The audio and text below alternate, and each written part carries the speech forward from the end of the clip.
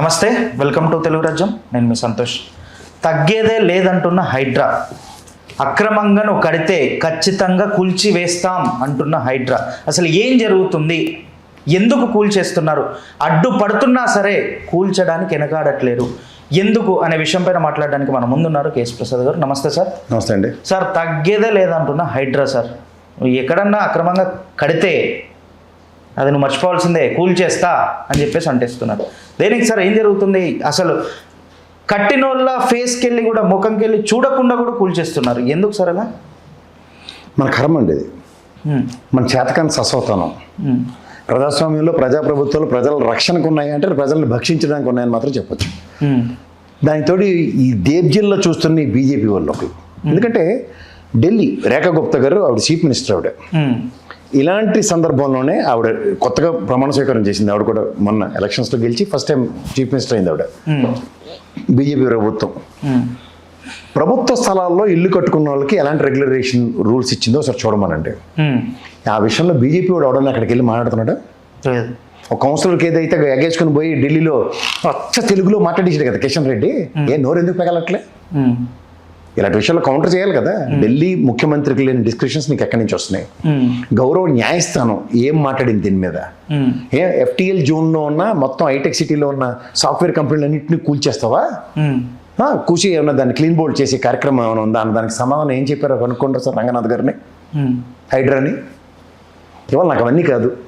ఇది ప్రభుత్వ ల్యాండ్ ఏదో డిమార్క్ అయి ఉంటుంది కదా, అక్కడ కట్టుకోవాలి, ఎందుకు కడతాను వీళ్ళని చెప్పేసి అప్పుడే కదా. ఇది ప్రభుత్వ ల్యాండ్ క్లియర్ అవ్వలేదు. 40 సంవత్సరాల కోర్టులో ఉంది అది.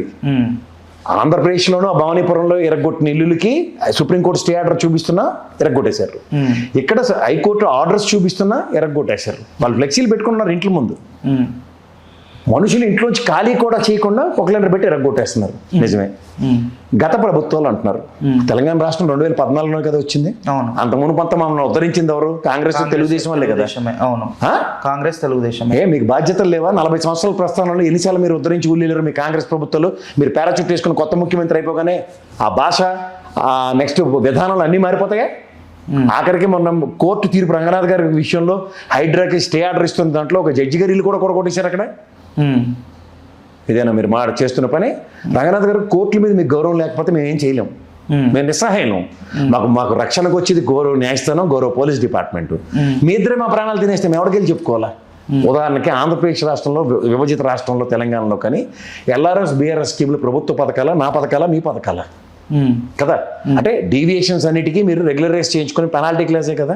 ఉదాహరణకి అది ప్రభుత్వ స్థలం కట్టినప్పుడు ల్యాండ్ ఎవడు కొన్నాడు, ల్యాండ్ ఎవడు బిల్డరో, బ్యాంకులు ఎలా లోన్లు ఇచ్చాయో, ఈ మూడింటిని ప్రభుత్వం తరఫున ప్రక్షాళించి వాళ్ళని జైల్లో పెట్టారా?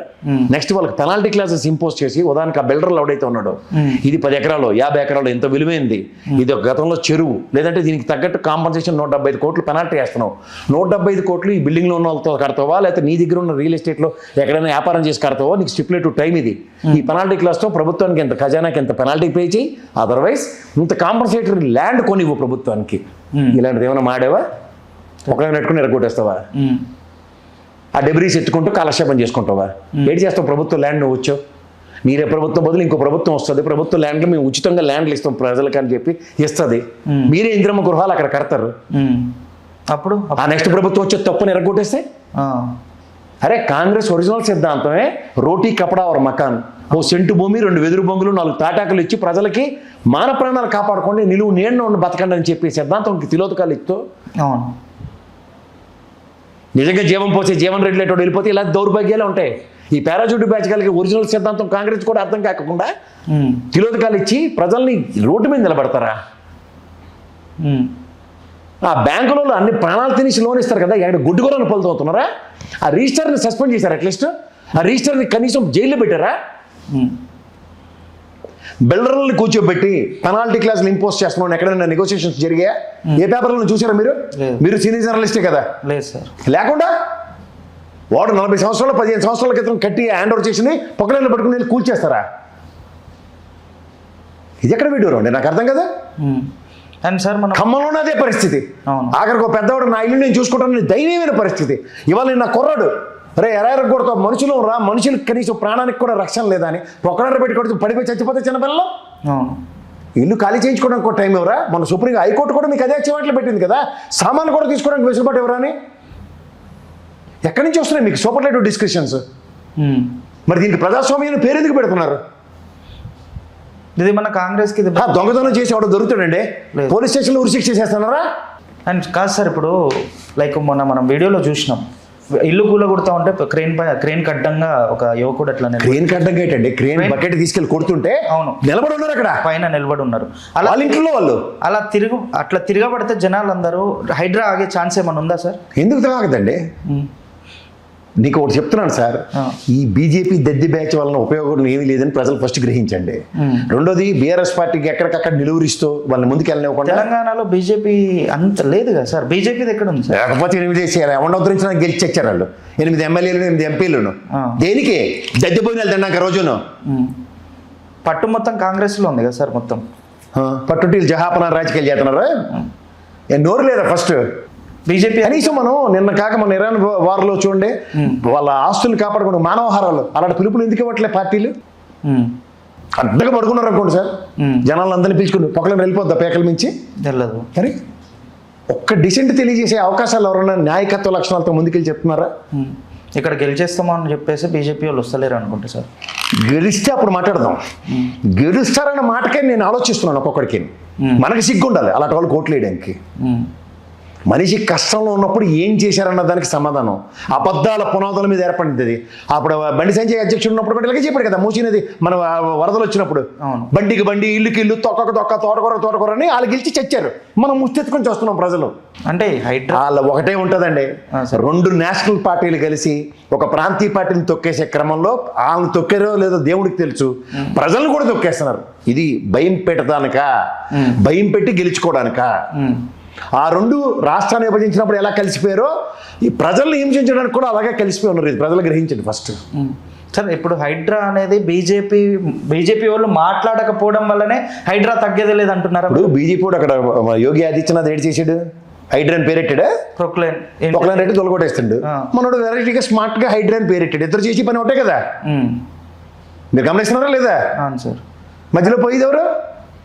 ప్రజలు. ఇది గ్రహించండి, వీళ్ళిద్దరు సిద్ధాంతాలు ఒకటే. ఈడొద్దనుకున్న ఆర్ఎస్ఎస్ అక్కడ శంకనెత్తుకుంటాడు. ఆర్ఎస్ఎస్ భావాలు అంటారు, ఇద్దరు వేవే భావాలు.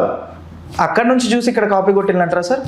కాపీ కాదు, ఆర్ఎస్ఎస్ సెక్యులర్ సిద్ధాంతాలకి విభేదం కలిగించినప్పుడు పొమ్మన్నారు బయటికి కాంగ్రెస్ వాళ్ళు. అప్పుడు ఈ బీజేపీ కూడా శంకనెత్తుకున్నాడు. ఆ బీజేపీ కూడా శ్యాంప్రసాద్ ముఖర్జీ, ఆయన కూడా కాంగ్రెస్ నుంచి ఎత్తిపోతల పథకం, ఏ పని సక్రమంగా చేయనోడు అంటే శ్యాంప్రసాద్ ముఖర్జీ. ఎలాగ చెప్పనా, మనకి హైదరాబాద్ సంస్థానాన్ని విలీనం చేయమని మహానుభావుడిని పటేల్ గారిని పంపించారు, సర్దార్ వల్లభాయ్ పటేల్ గారు.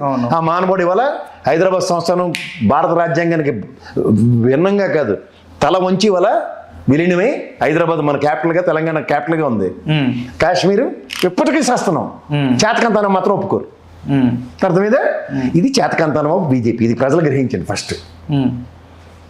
ఇటు ఆయన పంపించారు, అటు మనల్ని వీరుని పంపించారు, అటు పక్క శ్యాంప్రసాద్ ముఖర్జీని. మంట ఎట్టేసి వచ్చాడు ఇప్పటికి ఆ మంట ఇప్పటికి చల్లారలేదు. అంటే అటు పంపించడం వల్ల కాశ్మీర్ మనకి ఇంకా రాలేదు. ఇప్పుడు చేతకన్నా పూజకి పంపిస్తే ఏడు చేస్తాడు. అలా మన విష్ణు సినిమా ఒకటి ఉంటుంది చూడండి, మోహన్ బాబు కొడుకుది, మంత్రాలు రాకుండా పూజకి పంపిస్తే ఏడు చేస్తాడు. అక్కడ కూర్చొని స్వాహ స్వాహ అంటే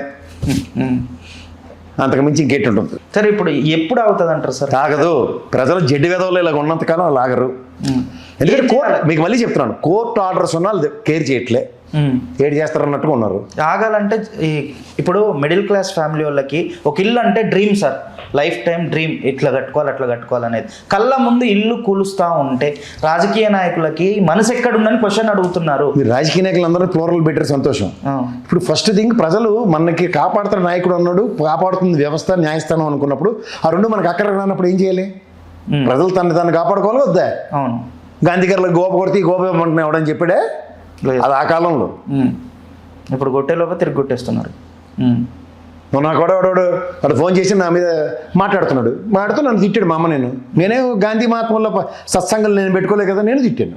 హైడ్రా ఆగదంటారా సార్? అసలు ఆగుతుంది ప్రజల్లో చైతన్యం వస్తే. ప్రజలు ఖచ్చితంగా మానవహారాల కింద ఏర్పడి అలాంటి పొక్లైన్లని బుల్డోజర్లను రానివ్వకుండా.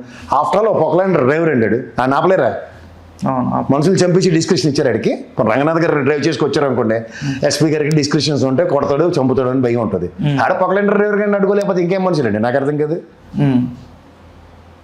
ఒక చీఫ్ మినిస్టర్ డిస్క్రిప్షన్లో సిబిఐ నా రాష్ట్రంకి రాకూడదు అన్నప్పుడు ఒక కాలనీ కూడా బోర్డు ఎట్లాడు నా కాలనీలో పొగలేంటర్ రాకూడదని నిలబడరు అనుకోండి. అందరూ వీధి అంతా నిలబడితే, ఒక కాలనీ నిలబడితే ఏమవుతుంది?